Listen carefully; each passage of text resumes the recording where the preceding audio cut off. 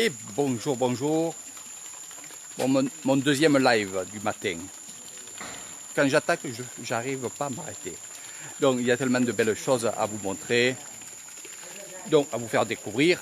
C'est mon premier live ici dans ce temple-là, qui est pas loin des bungalows, puisqu'on est à peu près même pas à 9 km des bungalows. C'est un temple que j'aime bien, le temple des pierres sacrées. Je vais vous le faire découvrir en live. Donc regardez bien, écoutez bien. Il y a beaucoup de choses que je vais vous dire sur ce temple-là. Il est vraiment magnifique, il y a des travaux qui se font, c'est vraiment extraordinaire. Donc je vais vous montrer ça, vous faire découvrir beaucoup de choses. Et des choses que vous n'avez peut-être pas l'habitude de voir. Donc je tourne la caméra. Hop. Et voilà.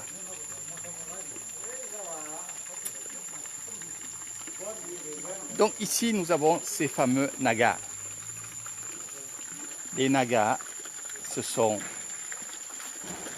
ces fameux dragons, ces serpents à tête de dragon, qui sont très très importants aussi en Thaïlande et dans le monde bouddhiste. Car ce dragon existe vraiment. Ces dragons-là, il y a le père et il y a le fils. Le père, c'est celui qui est doré.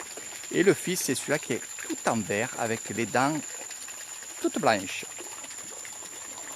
Donc vous allez me dire, et la maman? Eh bien non, la maman n'existe pas, car le papa se reproduit tout seul. Donc il n'y en a que deux. Il n'y en a pas 50. Donc pourquoi je dis il se reproduit seul? C'est que ce dragon-là est un esprit dans le monde bouddhiste. Et il a la vertu de se transformer en n'importe quoi. Aussi bien en être humain, et c'est ce qu'il a fait, c'est la légende bien sûr que je vous raconte, c'est ce qu'il a fait pendant des années, et bien entendu, même maintenant, il se transforme en esprit et en être humain. Il peut se transformer en animal, bien entendu, n'importe quel animal, et il peut se transformer aussi en végétation, donc il peut être invisible. Et oui, il peut être de partout. Donc il peut prendre l'esprit de n'importe quelle chose qui vit sur la terre. Donc il est très important, il est magique. Il y a beaucoup de moines qui le mettent comme ceci, regardez, dans l'eau, puisqu'il vit dans l'eau. Et en Nissan, il y a une île, on appelle l'île du Naga. Elle existe vraiment et elle est au milieu des terres. Et c'est une mangrove. Et on n'arrive même pas à aller voir le fond de cette mangrove tellement que c'est profond. Ils disent que ça va jusqu'au creux de la terre. Donc ça existe vraiment, hein, cette île. Elle est assez loin, elle est à peu près à 2 heures de route de chez moi. Donc peut-être un jour, on ne sait pas, j'irai voir. Car il y a une cérémonie qui se fait toutes les années, qui est gigantesque. J'oublie les mots au français. Et croyez-moi, c'est très beau. Donc cette construction, je l'ai vue. Marie-France a participé aussi au Naga à faire les écailles. Donc bien sûr, c'est dans le monde bouddhiste et chamanisme. Car ici, nous avons un grand moine bouddhiste qui est là-bas. On y a fait sa petite maison. Alors ce que vous voyez derrière là-bas, ce n'est pas un temple. C'est une maison.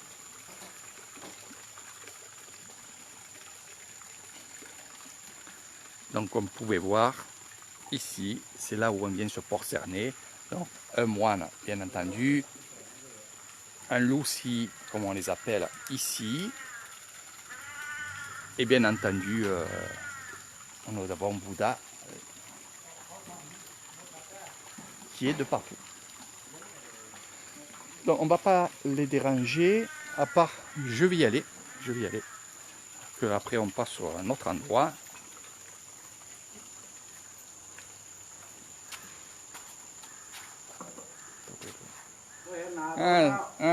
Sawadee krap หลวงพ่อสวัสดีครับสวยๆสวยมากๆ Donc ici c'est l'endroit ou l'emport qui est ici, qui sert le café aux ouvriers. Il se met ici et on vient le consulter ici. Donc vous allez voir, ces jolies statues, c'est vraiment beau, regardez. C'est des super statues. J'étais là quand on a inauguré ça et quand on a fabriqué ça, on a construit ça, eh bien, j'étais là aussi. Donc ce n'est pas un temple. Par contre, ce que vous allez voir a vraiment beaucoup de valeur.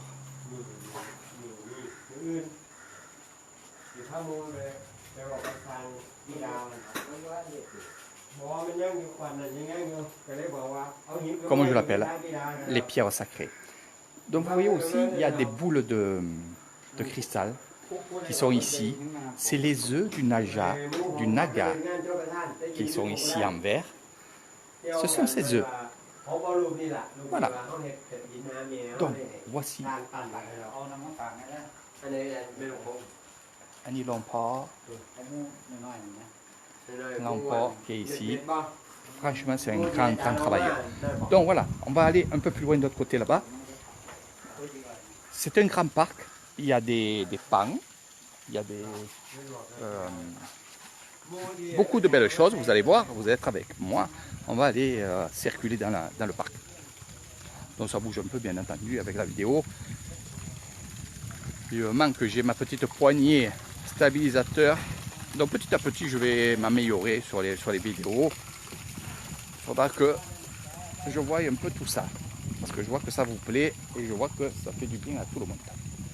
Donc ici, on est en train de fabriquer, c'est là où j'étais tout à l'heure, avant de commencer ce live. Alors le matin avec Eric Thailand, c'est que du bonheur.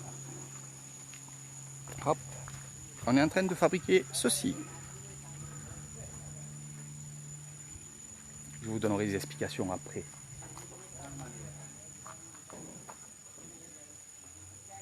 C'est une dame, toute noire. Et là, la plupart, regardez, c'est fait main. Hein. Voilà. Et là, vous voyez, c'est des moines qui travaillent, bien entendu. Avec l'emport ici, là aussi, c'est un grand moine qui est très gentil. Voilà. Ah, ทำงานวิดีโออันนี้ไลฟ์เฟซบุ๊กมีกัสเซบิไซดูอัมพากัสเซบิไซร้อยกุกัสซิงไม่ไปได้อ่ะนี่ทำงานเอาไปมาไลฟ์สดปะ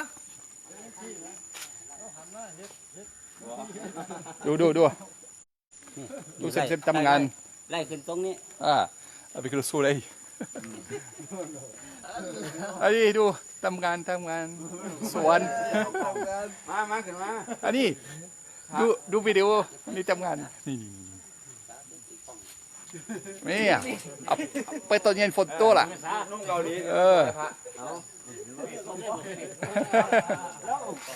แล้วตามมาตั้งหมด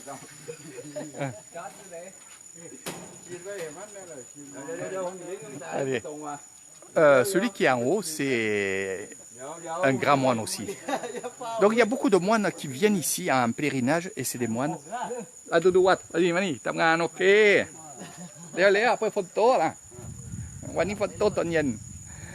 Je vous disais, il y a beaucoup de moines qui viennent ici et il y a beaucoup de moines que j'ai rencontrés qui arrivaient de l'Inde. Ouais. Donc c'est un temple assez, on ne va pas dire bizarre, parce que j'ai l'habitude, mais c'est un temple où il y a beaucoup de moines qui arrivent de l'Inde pour venir à ce temple-là, que dans d'autres temples, ce n'est pas le cas. Donc là, on va arriver justement sur la place où il y a le temple. Le temple, il est là. Et je vais vous expliquer deux choses. Qu'est-ce que c'est un temple et qu'est-ce que c'est un stupin, donc une tombe. Donc pour ceux qui vont se réveiller le matin, vous aurez des vidéos d'Eric Thailand. Eric Thailand toujours de bonne humeur. On fait tellement de choses. Donc le temple, le voici. C'est un grand temple. Donc on peut y aller dedans, il n'y a aucun souci.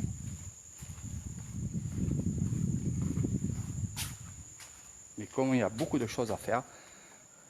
Donc voilà un petit peu le temple des pierres sacrées.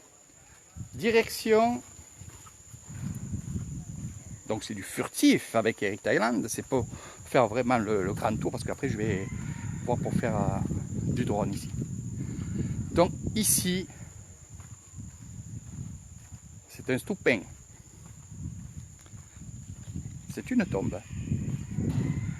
En guise, regardez, on dirait un château, c'est magnifique. Quand les gens y viennent, ils le prennent en photo. Les éléphants, bien entendu. Les éléphants que vous voyez ici, c'est aussi en guise de protecteurs. Donc c'est eux qui vont protéger, un, les esprits, et deux, les mauvaises personnes qui veulent du mal au temple ou qui veulent voler, qui veulent faire des choses comme ça. Donc il y a toujours des protecteurs. Là-bas, nous aurons les nagas et on va y arriver. Et ici, voilà, nous avons les éléphants. Ça peut être des tigres, ça peut être pas mal de choses. Ici, nous avons un roi. Ce n'est pas Bouddha. Donc, vous verrez, il y aura dans chaque temple pas mal de rois. Donc, ce qu'on va faire, c'est qu'on va commencer par le haut. Allez, on monte les escaliers. On va voir si je suis essoufflé. On va voir si j'ai toujours mes 20 ans, comme tout le monde dit. Le soir, quand je viens ici, parce que je viens souvent le soir aussi pour méditer, quand c'est allumé, il m'allume le temple, parce que je vais méditer en haut là-haut. C'est un peu spécial. C'est pour ça qu'on y va tranquillement. Voilà. Donc je vous montre.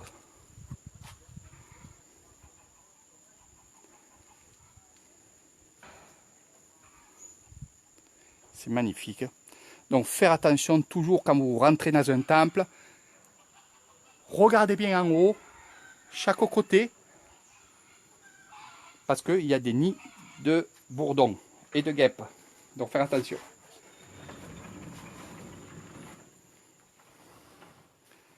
Alors quand on rentre dans ce lieu, on a de suite vue sur les moines de cire. Et quand je fais rentrer les gens, ils ressortent de suite parce qu'ils me disent il y a les moines. Non, ce sont des faux, c'est des moines qui sont morts, bien entendu. Donc on vient et je viens méditer de temps en temps ici. Regardez comment c'est beau. Magnifique. On peut mettre le ventilateur, bien entendu. Des objets personnels d'un grand moine. Là, nous avons des ossements, bien entendu, qui sont retirés de la dépouille d'un moine et dispatchés dans pas mal de temples. Donc ce que vous voyez à l'intérieur, là, les petites perles, ce n'est pas des perles, c'est ce qu'on récupère une fois que l'emploi est brûlé.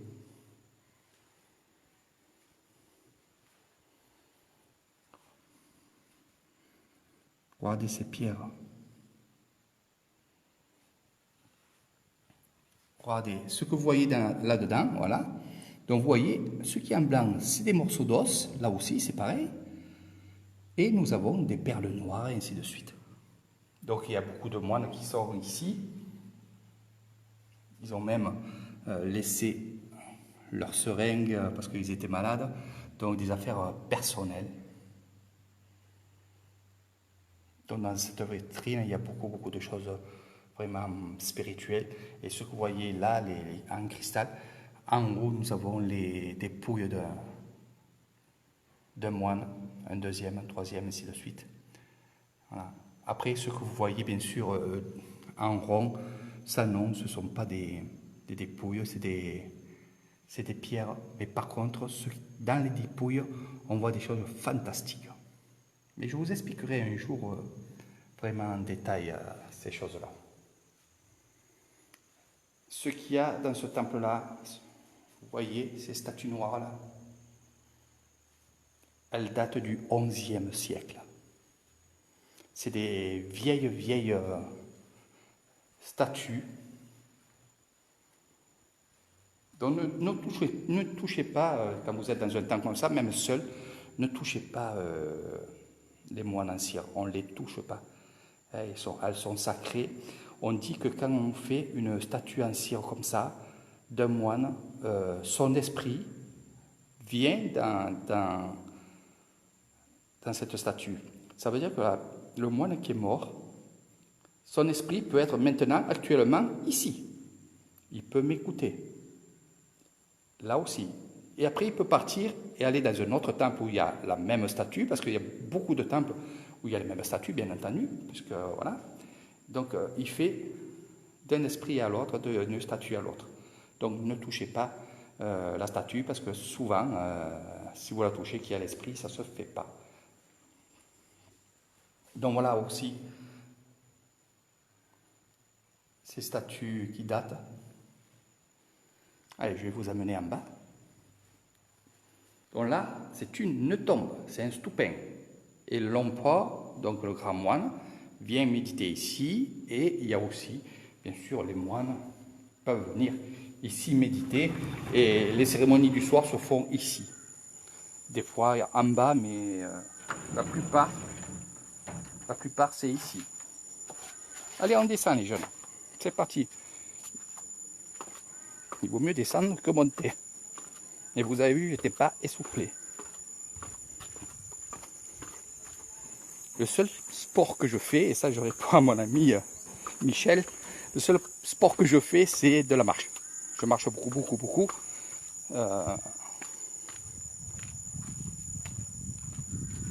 Puisque je fais mes excursions en marchant. Donc là c'est pareil, on fait 3 tours du stupin pour entrer dans cet endroit-là. Là c'est pareil, on va regarder à droite à gauche. Voilà. On se déchausse. Donc pour ceux qui ont suivi ma vidéo la dernière fois. Donc ici c'est là où on fait aussi des cérémonies. Donc la plateforme, que ça soit rouge ou ici, c'est pour les moines. Là nous avons bien sûr la statue du Bouddha sur un socle ou à l'intérieur du socle, une fois coulée, dedans il y a des offrandes. Je vais vous montrer aussi Eric Thailand en Bouddha. Et voilà. Sauf au mouvement lever les yeux bleus. Donc ici, petit à petit, on enlève des statues. Il y a des statues qui étaient ici qu'on a enlevées pour mettre ailleurs, dans le parc. Et il y a aussi ces fameuses pierres qu'on a mis aussi au Naja là-bas. Ce qui est beau, c'est ces tableaux-là. Ils sont magnifiques. Donc voilà, pas plus sur cet endroit. Ici, quand il y avait les pierres sacrées ici, donc des grosses pierres, parce que c'est assez grand, parce que ça fait à peu près, on va dire, 1,10 m sur 1 mètre, il y a des pierres qui se mettent, et ça on le fait quand il y a des cérémonies, et on donne des offrandes, on met des petites pièces à l'intérieur, ou des billets, comme vous voulez, et on se recharge avec ces pierres-là qui ont été chargées par les Bouddhas pendant leur cérémonie. Donc je fais vite pour vous faire un live assez court. Ne me croyez pas. Pour ceux qui me connaissent, ne me croyez pas. Je vais vous faire un live. Une visite guidée. Voilà, c'est mon excursion. Bon, on va plus doucement parce qu'on fait des photos, on fait pas mal de choses. Mais c'est un peu ça que vous ferez avec Eric Thailand. Donc ici, nous avons ces grands Bouddhas. Voilà.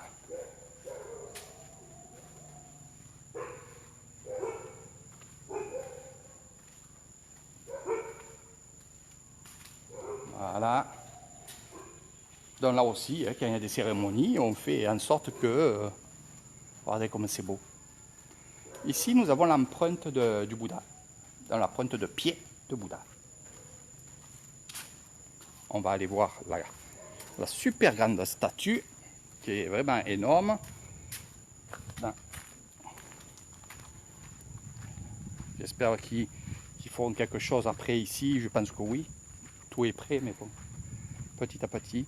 Et regardez cette immense statue là, du Bouddha avec les Nagas. Dans les têtes, vous en avez 7. 7 jours de la semaine. Plus Bouddha. Voilà. Alors après, dans mes excursions, je vous explique pourquoi il y en a 7, pourquoi il y a Bouddha, pourquoi il y en a 8, pourquoi ci, pourquoi là. Donc pendant mes excursions, bien sûr, je vous dirai tout ce que je sais sur ces choses-là. Donc à la mesure à peu près, on va dire de hauteur, on va faire, je crois qu'elle mesure pas loin de 9 mètres de haut. Énorme. Et dernièrement, ils ont fait cette statue-là. On va y aller la voir. Elle me plaît beaucoup, puisque c'est le Bouddha vert que vous voyez là. Et après, je vous amènerai dans un endroit un peu spécial aussi. Il y a tout qui est spécial un peu ici. Donc je ne vous dis pas tout sur la vidéo. Parce que faut faire l'excursion avec Eric Thailand, pour connaître les secrets de ce temple. Regardez.